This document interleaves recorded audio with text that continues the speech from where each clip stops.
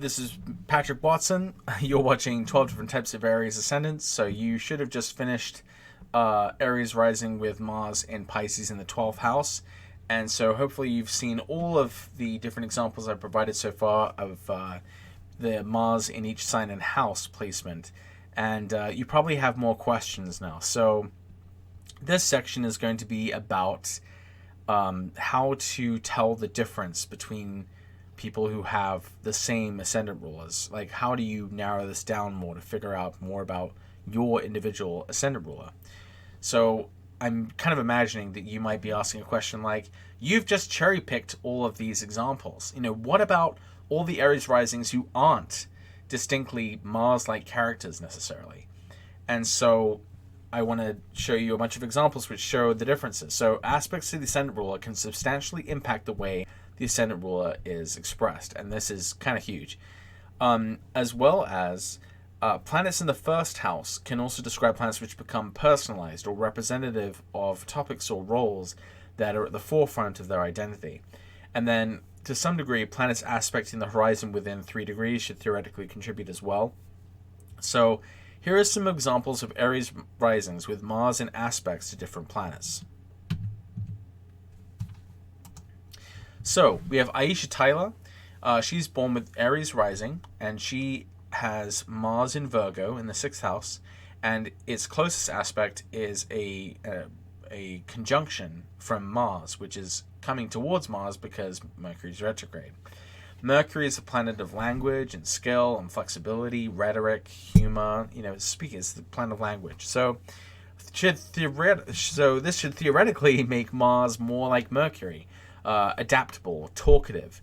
And Aisha Tyler is a very outspoken actress. She's a voice actress, comedian, author, podcast host, talk show host, improv show host, movie director. She has a very busy career which revolves around the topics of Mercury, and it's multifaceted like Mercury. She's described by various media outlets as one of the busiest women in show business, and she describes herself as a clinical workaholic. And she's actually had to leave pretty good jobs because of the busyness of her schedule. And she even wrote a book with a very Mercury, Mars, and the 6th house vibe called Self-Inflicted Wounds, Heartwarming Tales of Epic Humiliation. So, she has this kind of humorous approach to bad things that happen to you out of necessity. And she also, is a very she's a very mercurial person. Mercury doesn't rule central angles in her chart, but it does make a conjunction with her ascendant ruler, so it necessarily makes her more mercurial-like rather than Mars-like specifically. So Bobby Trendy, he was born with Aries rising with Mars in Taurus 2nd conjunct Venus. And Venus, of course, is the planet of beauty, harmony, and value. And he got his start by reselling items from a failing discount store. So we know the 2nd house is a house of possessions and stuff. And so we know he's some sort of like hard-charging businessman, kind of pushes product. But the conjunction with Venus seems to orient him more towards making things which are aesthetically pleasing and beautiful as an interior designer. So he was hired by University of Southern California to construct hundreds of sofas and chairs for a new student building. He was hired by the Grove of Anaheim to redecorate a theater, and eventually he was a decorator on celebrity homes, and he was hired by Anna Nicole Smith and was on her show and redecorating her home. While he is a great, hard-charging businessman, he is a Venus Mars hard-charging business. He does both. He's the guy who's like scrappy and digs for treasure and is a tenacious digger, but does so in a for aesthetic effect. And even his appearance obviously seems more colored by Venus rather than Mars. He has a more feminine look. And Venus is typically considered to be sort of more feminine, while Mars is more masculine.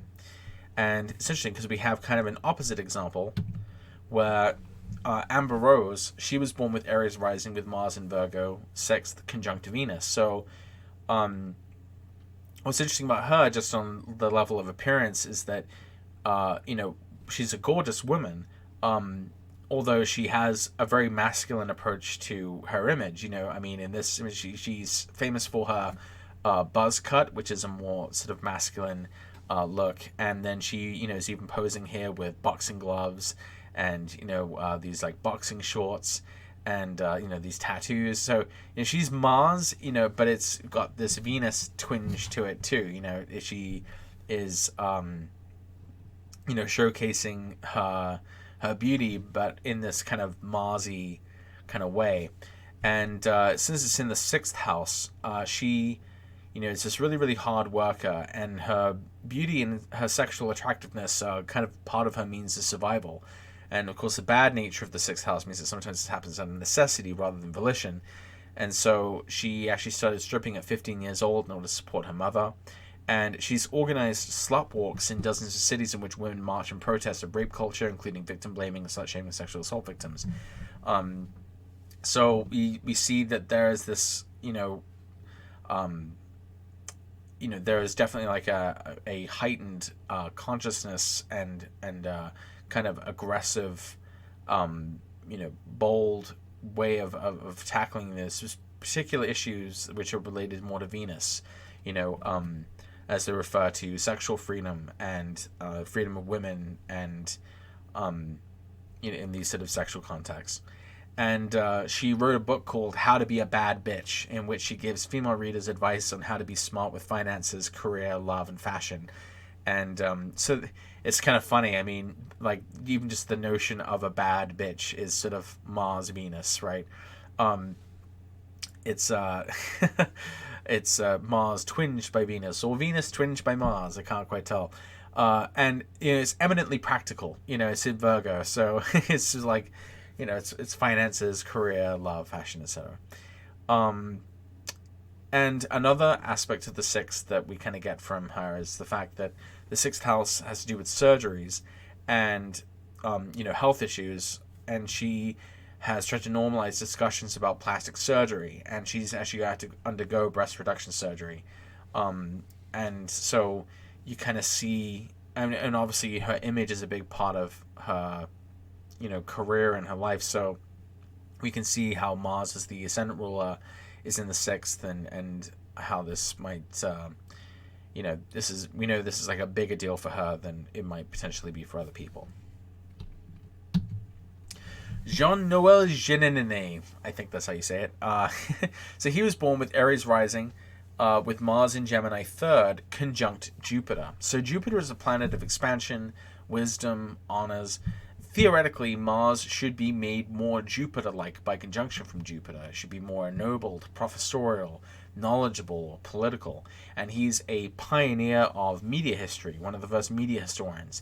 He was the president of Radio France in the 80s. He was a president of a history cable channel. He's a politician. I think now he's the president of the French National Library. And so we can see that he's not just, he wasn't just like David Spade, with Mars and Gemini.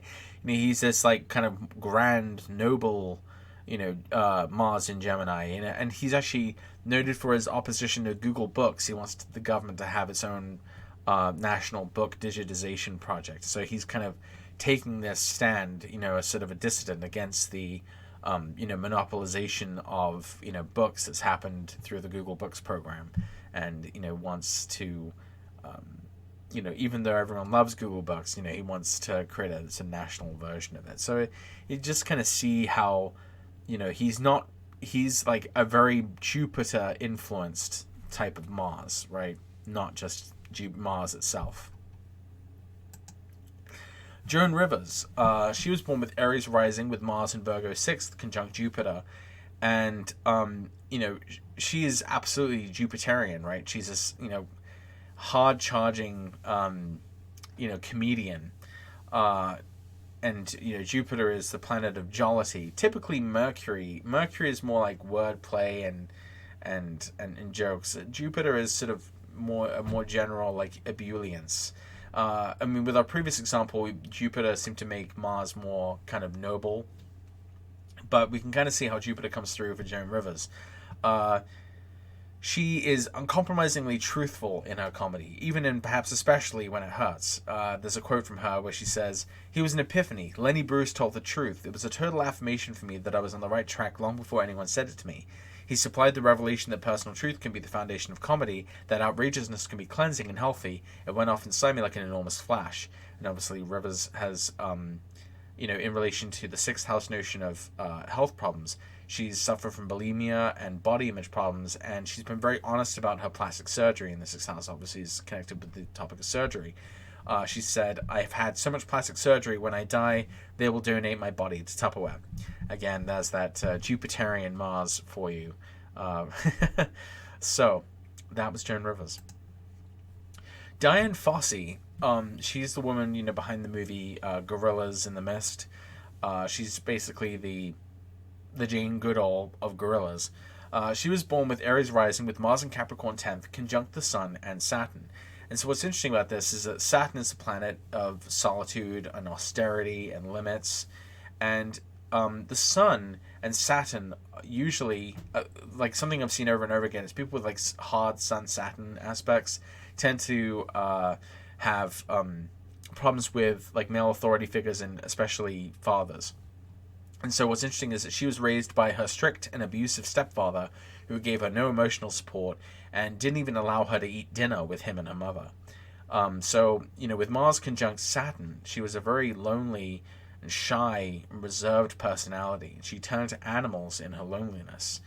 But she was also Mars, so she defied her stepfather, who wanted her to enter business, and just decided to study veterinary science instead. And so paradoxically, while she was extremely shy with people, she was extremely brave as well, because she decided to live in the wild among the gorillas in order to study them. And in fact, going along with this isolation theme, the Rwandans called her Nira Machabeli, which I'm probably screwing up totally, which means the woman who lives alone on the mountain. So even just like a nickname, like refer to this concept of being isolated. She's characterized as a Thoreauvian misanthrope, which means someone who loves animals more than humans. And, despite living on her own, despite being very, very shy, she was also alleged to have waged a one-woman war against poachers, kidnapping them and burning down their villages. So, I mean, there you go. Like, you got this combination, on both ends. Like, she's like someone you don't want to mess with, but also someone who doesn't want to be messed with. And she was likely murdered by poachers. King Leopold III of Belgium. He was born with Aries Rising, with Mars and Sagittarius 9th, conjunct Uranus. Uranus is the planet of unpredictability, disorder, chaos, unboundedness. And he made a huge political, I guess you could say, miscalculation, which kind of disrupted and upended his country's political system. So he decided not to join the Allies in World War II because he thought that Belgium could withstand an attack from the Nazis. But they couldn't when the Nazis finally did invade Belgium. And so they called for the Allies to help out, but it was nearly too late. So as the country was still trying to figure out what to do against the Nazis, Leopold defied his advisors and his countrymen when he went over the heads of the elected government and unilaterally surrendered Belgium to the Nazis. He thought he was doing it out of, his role as the leader of the country, or as king, but the national parliament was sort of in control. So there was this huge kind of stalemate. Basically, the end of World War II generated this political crisis known as the Royal Question, which was basically whether or not to admit King Leopold back to Belgium, because they had to exile him. Because he basically had committed treason. So, once the war was over, they're kind of wondering, wait, so is this guy still the king now, or what? You kind of committed treason. You kind of just surrendered to the Nazis when we were kind of not going to do that. So, the crisis was ultimately solved when King Leopold decided to abdicate his throne, and he gave it to his son. And in his life after having to give up the throne, he just traveled around the world and collected bugs and stuff, but I mean, it kind of captures some of those ninth house themes of travel. And by the way, he abdicated the throne, I think, when Uranus was opposite his Uranus or something. So it was it definitely tied into his natal position there of the way he blew up this political system. And of course, the ninth house is also law and politics and that sort of thing. So I thought it was very appropriate. Avi Ben Abraham is kind of a shady con man. He was born with Aries rising and Mars in Scorpio, conjunct Neptune in the 8th. And Neptune is a planet associated with illusions and deceptions, chemicals and pharmaceuticals. And basically he has conned his way into making a lot of people's money fraudulently. He claimed he was the world's youngest MD. He was a Guinness World Record holder, but it was a claim later found out to be completely false. And he claimed he was named Israel's Man of the Year in Science and Medicine, a distinction which didn't even exist. And he alleged to be part of a human cloning program, which he was not. And he founded a company called Biosanity Pharmaceuticals, and he pretended to invent an AIDS vaccine. I mean, this is almost like the Elizabeth Holmes story. We really need her birth time. But yeah, he pretended to invent an AIDS vaccine, and he fraudulently made off with millions of dollars. Wealthy people invest in the vaccine. Of course, 8th house is other people's money. So he is... Oh, and now he's associated with various unsavory figures in conspiracy theory land, attempting to gain political influence. So this guy is still at large. I just don't think you can hide when we see your chart. We see that you're a Mars Neptune person in the 8th, and it just there's got to be another way to operate, not so sneakily and clandestinely. There's got to be a way to bring your gifts and talents to the surface that isn't in a creepy or shady or dishonest way. There's got to be, right? But that seems to be the MO, since Mars is conjunct Neptune, that deception or creating impressions of things that aren't necessarily true are just seems to be part of just how they operate. David Drugeon was born with Aries rising with Mars and Scorpio 8th conjunct Pluto. And Pluto is a planet associated with extremism, radicalism, manipulation, and control. He was a French Catholic teen who converted to Islam at 13 years old, and he got radicalized and began training to become a jihadist terrorist, part of Al-Qaeda. He became an expert in making explosives, and he designed and constructed bombs which were used in several terrorist attacks. And so the U.S. government were targeting him in drone strikes, and they finally killed him when Saturn was in late Scorpio, when Saturn went over his sun. So, he was a guy who eventually became distinguished for, causing a lot of death. So, sucks. But I will say, it doesn't have to end up like that if you have that aspect. You could just die in honor instead. So Richard B. Anderson, he's an American war hero. Aries rising with Mars and Cancer 4th. Should say 4th. I don't know why it says 5th. Aries rising with Mars and Cancer 4th, conjunct Sun and Pluto. This suggests someone who's just crazy enough to do the unthinkable. In this case, it was to throw himself onto a live grenade to save fellow Marines, and he died of his wounds. And we can see how differently Mars as the Ascendant Ruler conjunct Pluto can turn out. I mean, on the one hand, the guy became a terrorist. On this end, this guy sacrificed his life to save his friends. Sorry, I just need a drink. Alright. What's interesting about this is we can see how Mars ruled his 1st as well as his 8th, and he had a U.S. battleship named after him. So the 8th is like legacies, right? What comes after death. And so he had a battleship, with his name on it. Like Mars in Cancer, a battleship floating in the water. Cancer's a water sign. So his name lived on, on a ship of war. That was sort of his legacy after his death, and sort of ties into his his life and his chart. Peter Piot. He's a microbiologist. He was born with Aries rising with Mars in Pisces 12th. You can see he's very closely opposite Saturn in the 6th. And so what's interesting is that what this would suggest is someone who focused on the topics of suffering and illnesses. And he discovered Ebola, and he led the first effort to contain the disease in the first epidemic in 1976. He pioneered research on AIDS, and he's held positions at the UN and the World Health Organization on disease research and management. So we can see from his Ascendant Ruler that it's not just a matter of having Mars and Pisces in the 12th, but also opposite Saturn in the 6th. So he was leading a fight against suffering, containing diseases, Saturn in the 6th.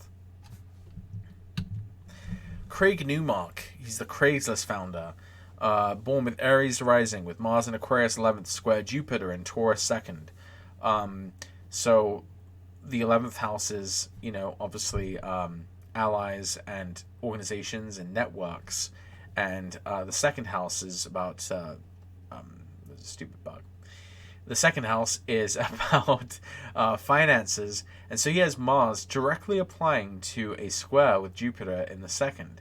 So he's obviously had fantastic wealth, and his Ascendant Ruler is in the 11th, and he started this network of classifieds, Craigslist. And since they're in a square, it's like that Mars is getting bona fide by its square with Jupiter. Jupiter's making it more benefic, and more generous and more sort of lucky and wealthy. So Craigslist started as a single email that Craig sent to his friends to give them a roundup of local event happenings and job openings in San Francisco, just like we'd expect with the 11th house. And this personal networking email chain grew, until it eventually turned to the international classified section of the internet, Craigslist.com.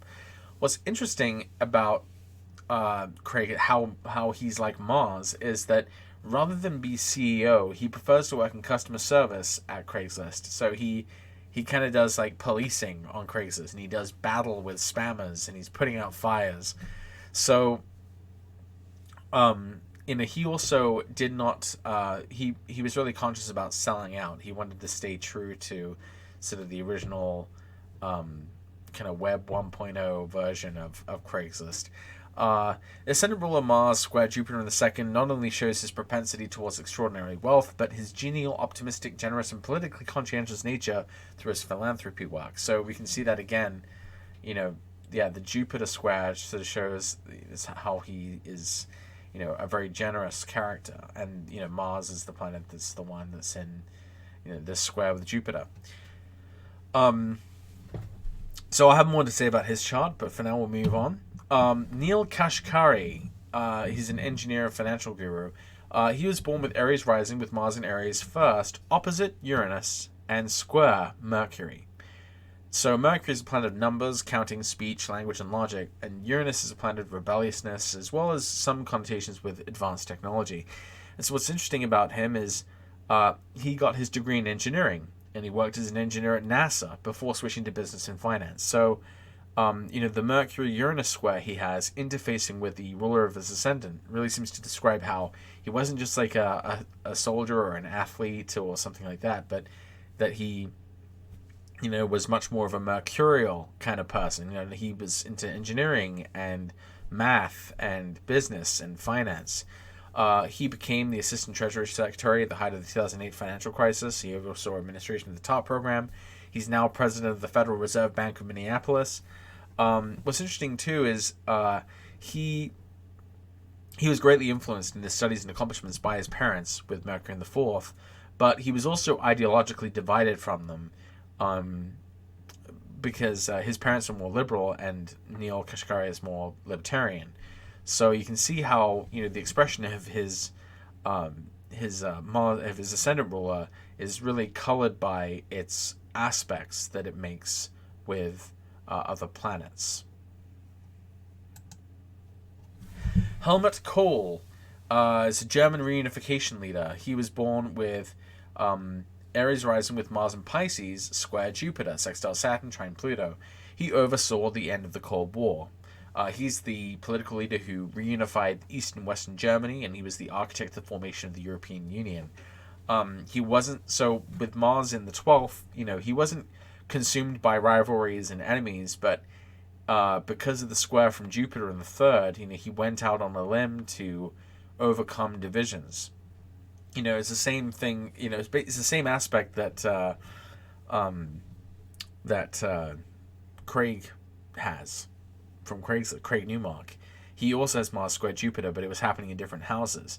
But we can see how the square from Jupiter really makes Mars more generous and more forgiveness granting and more expansive and warm. So he seemed to be very influenced by that because he was all about overcoming divisions rather than fomenting them. So that is the end of this particular section. The next section is about planets in the 1st house if you have Aries rising. So watch that.